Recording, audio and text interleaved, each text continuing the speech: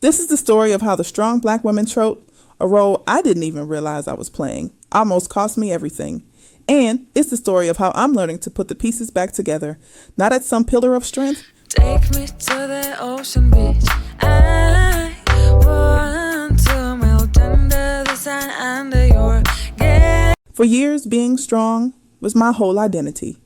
It was my brand, my armor, my superpower.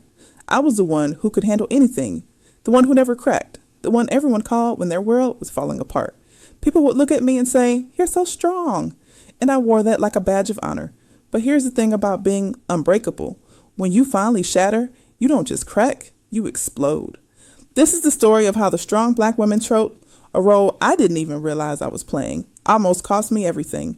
And it's the story of how I'm learning to put the pieces back together, not at some pillar of strength, but just as a person. If you looked at my life from the outside, I was a definition of having it all together. I was the go-to person in my family, the super reliable friend, the high achiever at work. My whole identity was wrapped up in how much I could carry, how much I could hold, fix, and endure. And I took a deep, almost dangerous pride in it. An interview participant in a study about this said it perfectly. Being a SBW is just holding everything down. Being able to multitask at home with children, finances, household, cleaning, workplace, relationships, personal, strong and looking good. Everything. That was me. I was a master juggler, keeping every single ball in the air. Not because I wanted to, but because I felt like I had to. This wasn't a role I consciously signed up for. It was something I inherited. I saw it in my mother, my aunts, my grandmother. All of them had this relentless strength.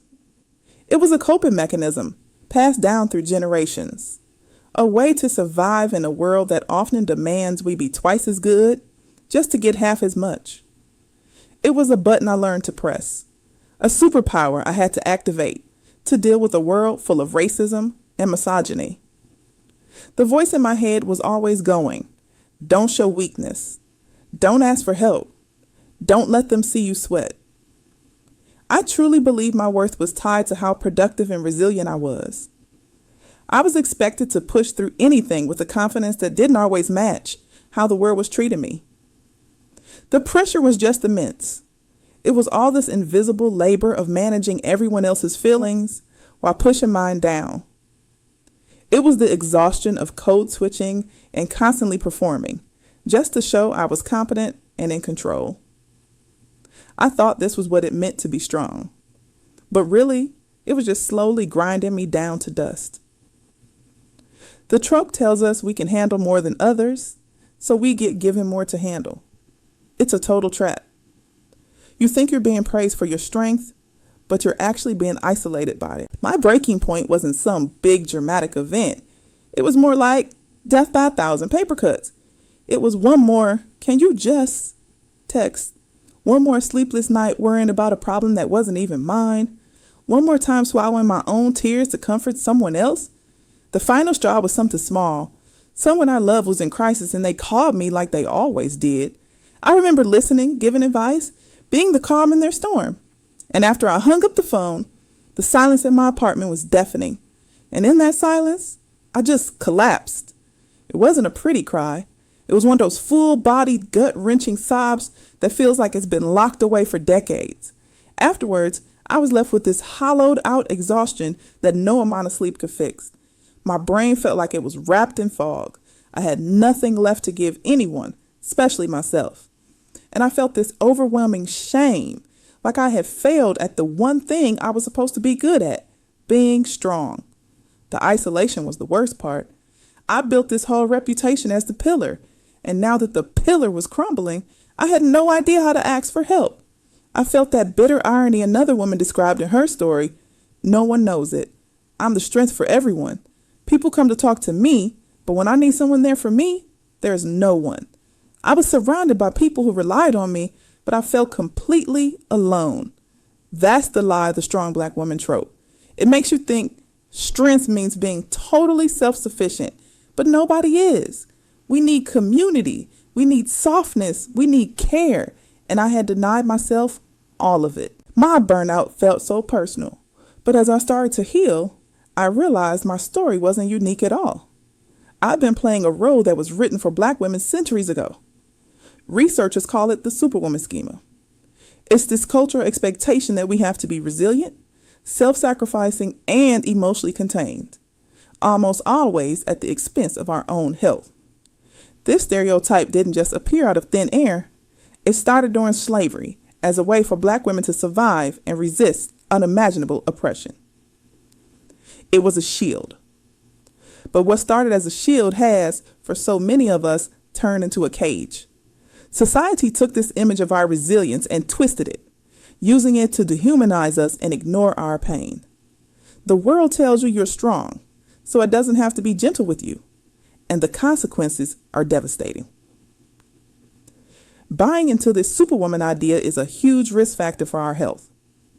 The chronic stress of trying to live up to this image contributes to the higher rates of depression, anxiety, hypertension, and other stress-related illnesses that disproportionately affect Black women.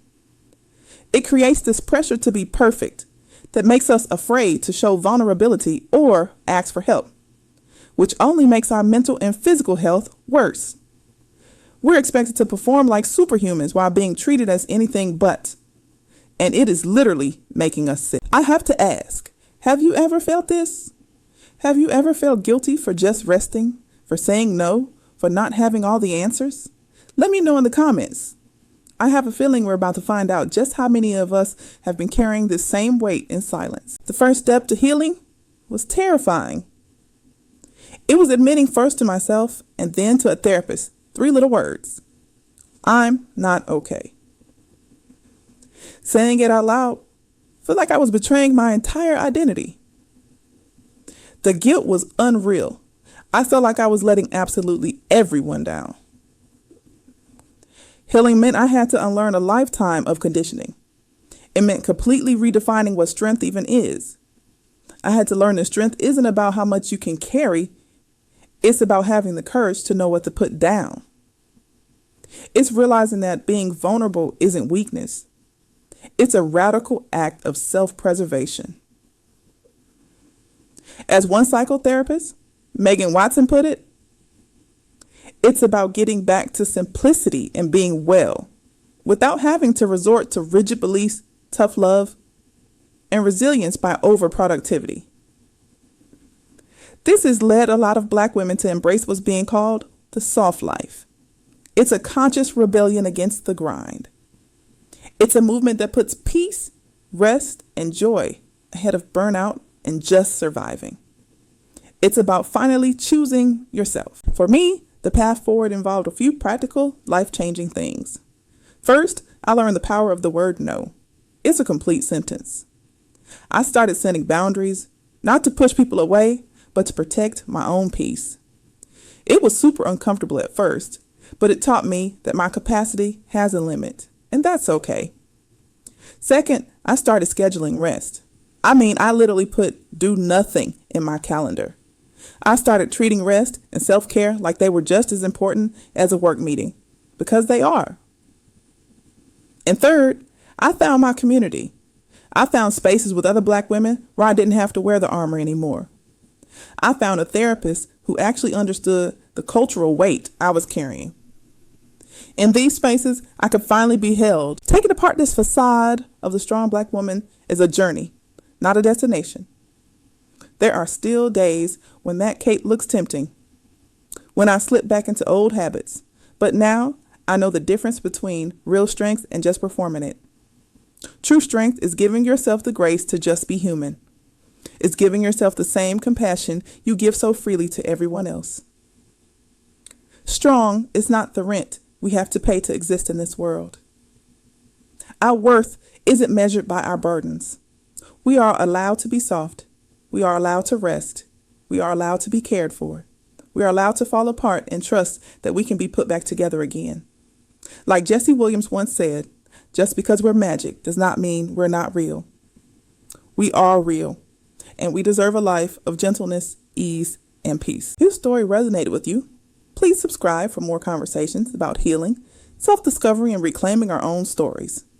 And please, share this video with a sister, a friend, a mother, or a daughter who might need to hear that it's okay to finally take off the cape. Thank you for holding this space with me.